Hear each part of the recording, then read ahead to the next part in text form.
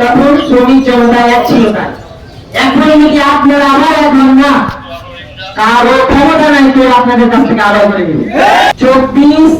24-এর জুলাই আন্দোলনের পর এই টোল নিয়ে বহুবার বহু কিছু হয়েছে, অনেক গ্যাঞ্জাম হয়েছে। ছাত্র জনতার আন্দোলন হয়েছে, শ্রমিক জনতার আন্দোলন হয়েছে, অগ্নিসংযোগ হয়েছে, মারামারি হয়েছে, হত্যাকাণ্ড হয়েছে।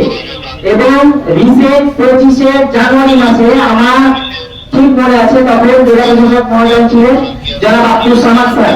তিনি ছাত্র জনতার প্রতিনিধি হিসেবে আমাদেরকেও ডেকেছিলেন এবং বিভিন্ন অটোবাড়ি সমিতি, জিওনি মালিক সমিতি থেকে শুরু করে সবাইকে প্রতিনিধি হিসেবে জেলা প্রশাসকের কার্যালয়ে একটা সেমিনার আয়োজন করেছিল।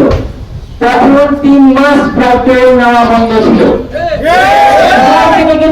সবার কাছে ইজারাদাররা আকুতি মিনতি করেছিল যে আমরা বাবা নিয়ে নিয়েছি, এবারের মতন টোল টাকা দিয়ে দিয়েছি, এবারের মতো আমাদেরকে উত্তোলন করতে দেন।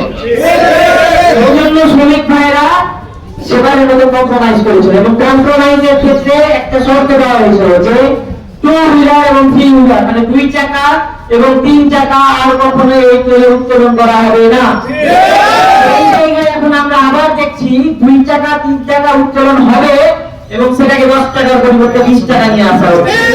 আমি আপনাদের স্পষ্ট বলে যাচ্ছি, এটা একটা গেম, এটা সম্পূর্ণ একটা গেম। কিছুদিন আগে দেখেননি গ্যাসের সিলিন্ডারের দাম 1200 টাকা থেকে 1900 টাকা করা হয়েছে এবং সেই সিলিন্ডারের 1900 টাকা 700 টাকা বাড়িয়েছে এবং রাষ্ট্রীয় পক্ষ থেকে কি বলা হয়েছে, আপনাদেরকে গ্যাসের কার্ড দেওয়া হবে 400 টাকা মানে 700 টাকা বাড়িয়ে 400 টাকা মজুরি দিবে এবং সেই গেমটা এখানে হতে চলেছে। আমি যেটা অনুধাবন করছি, এই যে 10 টাকা বাড়াচ্ছে না, 5 টাকা কমাবে বলবে, আপনাদের জন্য এটা সহনশীল একটা পর্যায়ে নিয়ে আসবে।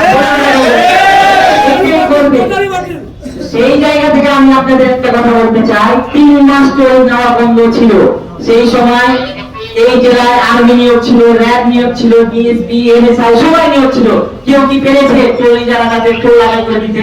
কেউ পারেনি, কারণ তখন শ্রমিক জনতা এক ছিল না।